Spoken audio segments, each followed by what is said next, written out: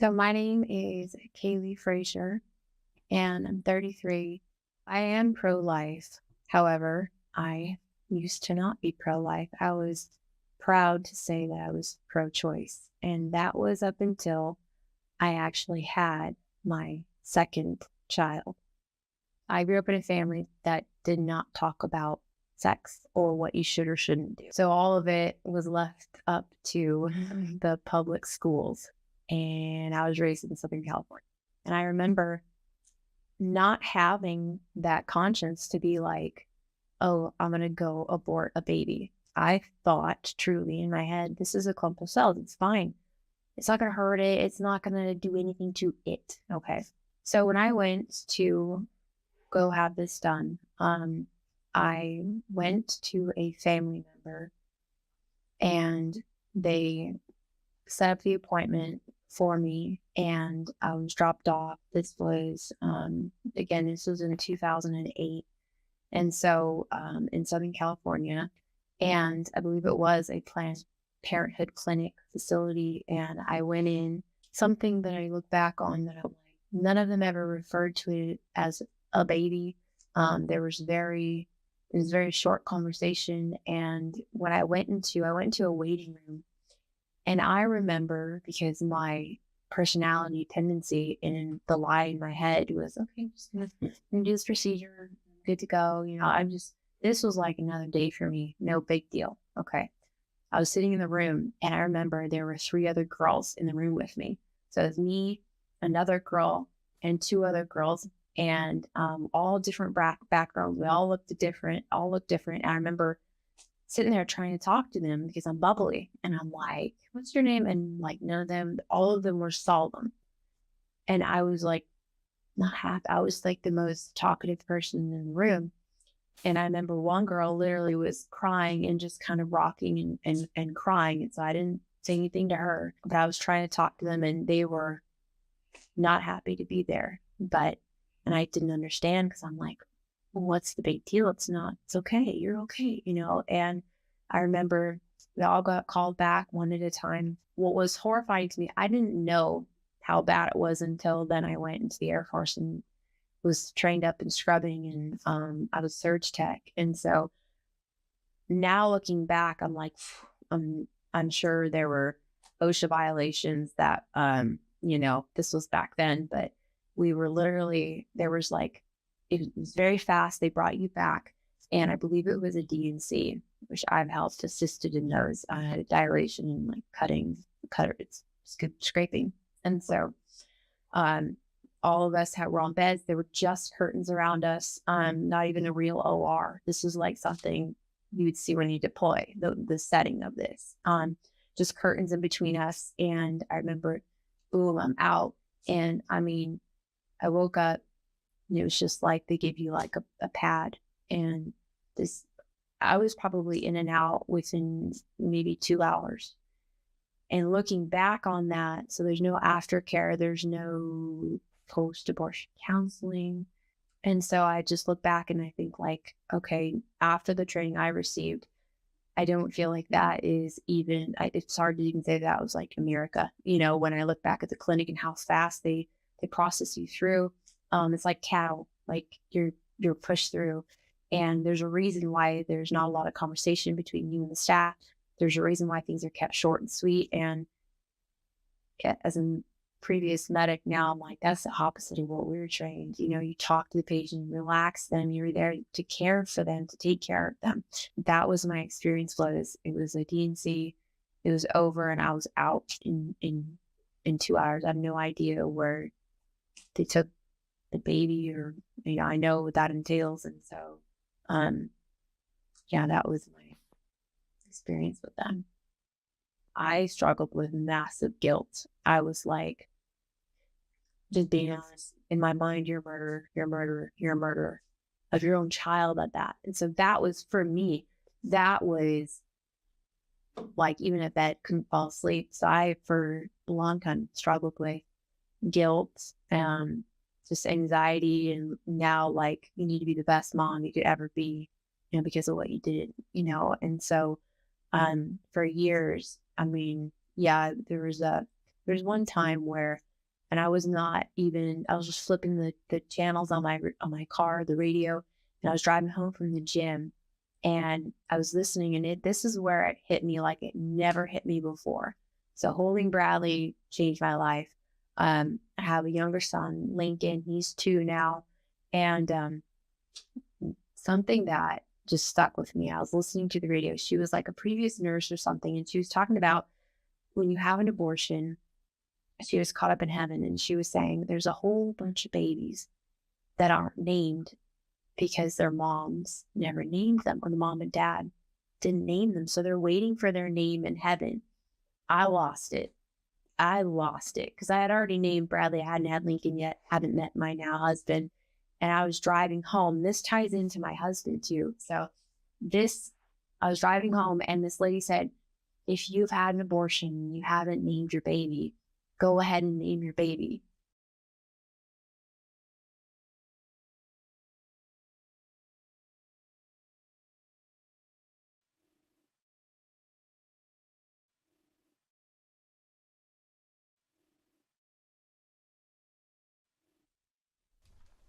I am Victoria, currently living in a western suburb of Chicago. As a young adult in my 20s, I was a party girl. I didn't get involved with drugs, but I would be in clubs, didn't do drugs, didn't smoke, tried to drink, but it never agreed with me. I would always throw it up. Party girl, loud, just so loud. And it was because I was hungry for attention that I did not get at home from either of my parents. And even though my dad was there, he was a military man, but very quiet. You know, it's really something when a woman makes the decision to get the abortion, we don't imagine how it's going to affect us. And me, when I had the very first one, I disassociated myself from it. I didn't want to think about it. I just didn't even think it was a person, although I could physically feel my body changing. And I'm like, oh no, I can't, oh no. And this is the conversation, now that I know, that I was having with the enemy. It was like I was talking to somebody out loud, and I could hear this audible voice talking to me, telling me what to do. When I went to the abortion clinic, walking in, I could see the women that were there for help. At that time, I honestly believe, because I had heard about the reputation of the type of supportive help they gave, vitamins, making sure we had the right treatments, but they didn't talk much about abortions, even though that is what I was there for. And I didn't have a relationship with the Father at that time. But upon walking in, on every occasion, there was a heaviness. There was just a heaviness. And when I would look at the different women that were there, they all had their heads down. They all looked depressed. They all looked like they were hurt. They all looked rejected. They all looked like me. They all looked like me. And after the first one, I thought nothing of it, went about my daily life. But I would hear this voice, and I would ignore it. I was really good at ignoring that voice because it made me have to deal with myself and my own feelings and my own choices, which I knew were pretty screwed up, all wrong. But again, I was broken. And I was in denial. The second time I got an abortion, because I've had 3, it was the same heaviness. But my feelings were feelings of disgust. When I remember that first abortion, the people that were there to perform the abortion, and I have to call it what it is, and not hide it under surgery or the treatment. I just have to call it what it is, the abortion. They, at that time, again, I didn't have a relationship with God, but there was a sinister look about them, and the words that they spoke were like honey, but they had faces of snakes. And I saw this in the spirit, and I was freaking out. I'm like, what is going on? It was like, oh my gosh, what's going on? And I'm saying this inside. I couldn't let them know this is what I was seeing. And I didn't understand or knew what spiritual giftings were from God. But their words were saying something, but their faces were like snakes, and their tongues would slither like a snake, and it was like forks coming out. And so I ignored it. The second time, it was the same thing, but it became more prevalent. And as they were describing what was going to happen, I could hear their voices sounding like witches. And there was a cackling in the spirit. They were laughing. And I could see them rubbing their hands together. We got another one. And I could hear the evil witch from the Wizard of Oz saying, "So I have you, my pretty. I have you."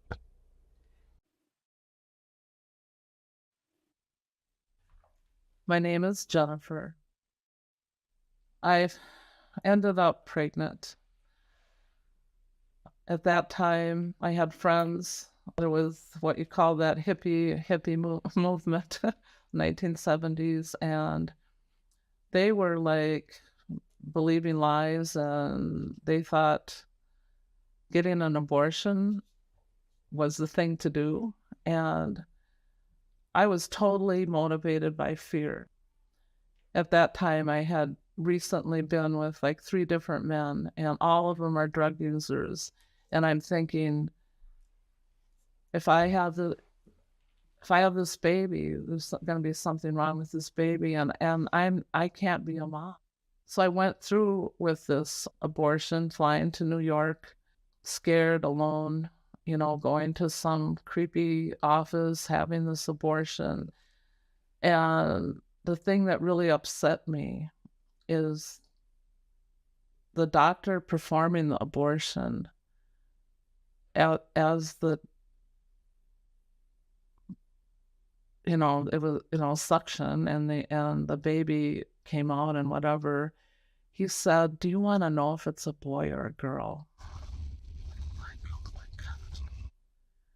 I was so upset.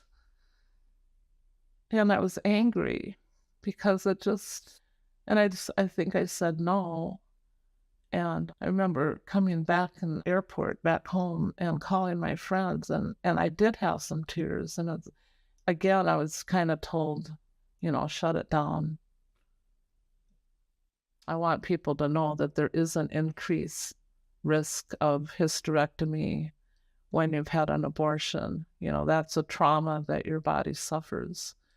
And unfortunately, I wasn't able to have children. I had to have a hysterectomy. I did, I can't say, well, why, I believed in healing, but this is what happened. I had the hysterectomy. The other thing that started happening that I found out about is there increased risk in breast cancer. So my mom had cancer, but we don't know what kind. I think it was all over her body. When they opened her up, it was just everywhere. They just had to close her back up. And it kind of seemed like it could have been ovarian cancer. I'm not really sure what she had. So there was some fear involved in having a cancer diagnosis. I want people to know that there is an increase of breast cancer when you've had an abortion. And God has been faithful, and here I am, currently 71 years old, and I've had breast cancer 5 times. Last time, 2013, and I'm here. I would say choose life. Consider blessing a family who can't have a baby, like for whatever reason, who's wants to have children. It has been a huge blessing to me to be a mom, to have the privilege of being a mom. And it's so fulfilling. You know, in some ways, when you only focus on yourself, you know, and it can end up being, you know, a selfish decision because you're only thinking of yourself. You're not wanting to believe that there's a life and a destiny and generations that you would be aborting. So I think everything I shared will let you know that it's a wise decision to choose life.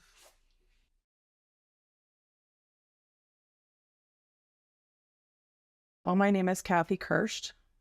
When I was 18, I went to the local college and I thought, you know, I was doing really well, saving my virginity that long.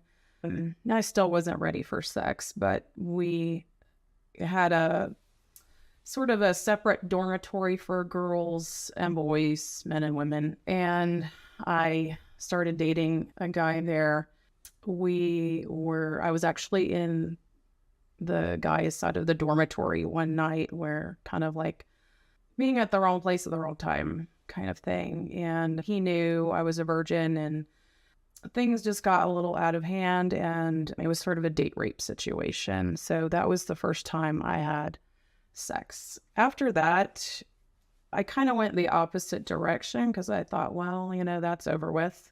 I dated him for, I don't know, probably a good 6 months or so. And then he moved back to where he was from, and I never saw him again. He never called. So it was a really heart-wrenching encounter for first time, kind of a soul tie that was broken. So I started just being a little more promiscuous, and I just started dating around and started drinking a lot, just kind of in the party scene. So then I found out I was pregnant, and I was 19 at the time. I just knew that I didn't want to share that information with my parents because I knew that they would be disappointed in me. They would obviously know I was sexually active. There wasn't any communication between me and my parents in that area, so this was never talked about. I was living with a roommate at the time, and she had also had an abortion, and she was just like, oh, no big deal. You know, you just go in and out and pay your little money, and it fixes the problem. We drove down there, made an appointment. I got in and saw, I don't know, they call him a counselor, but their idea of counseling was very different than my view right now. She began to just really play on my fears about, you know, well, what is your mom and dad going to say? You know, you're a single woman, you're in college, you're not going to be able to afford a child, and just trying to sell me the abortion. Well, when I look back on it now, I know abortion is very big business. So they weren't concerned about me. They were more, I feel like it was more of a financial gain for them. Anyway, I paid my money, went in there. They do I think it's called the laminarian, where it opens up the cervix. And that was day one. And I remember throwing up a lot. The second day, I came back in, and that was the abortion day. And I think I was about 12 weeks along. So being on the table, you know, you just have all kinds of things run through your mind. But I remember the abortion doctor saying, well, you know, you're not far along at all. And of course, Planned Parenthood would tell you it's just a piece of tissue. It's not a big deal. We'll fix your problem. I was awake through the whole thing. Some people get knocked out. I was awake, and they just gave me the DNC. And I do remember some of the sights and sounds. I do remember a lot of blood. And I remember going home and just kind of being numb. I was very numb. At first, you're sort of relieved, like, oh, the problem's over. And you think your life is going to go back to normal again. And yeah, that's when my life kind of started spiraling downward. I did contemplate suicide many, many times during that. It was a really dark time. I just kept thinking about all the ways I could do it, and, you know, jump my car off the road, or, you know, taking a pills, or, you know, whatever. I remember one night I did have a bottle of pills that I was intending to take, but I just kept thinking, my mother and father, they both lost a baby before me in a drunk driving accident.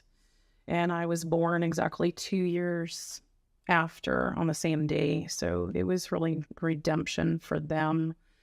And I just kept thinking, I can't do that to my parents. It's just...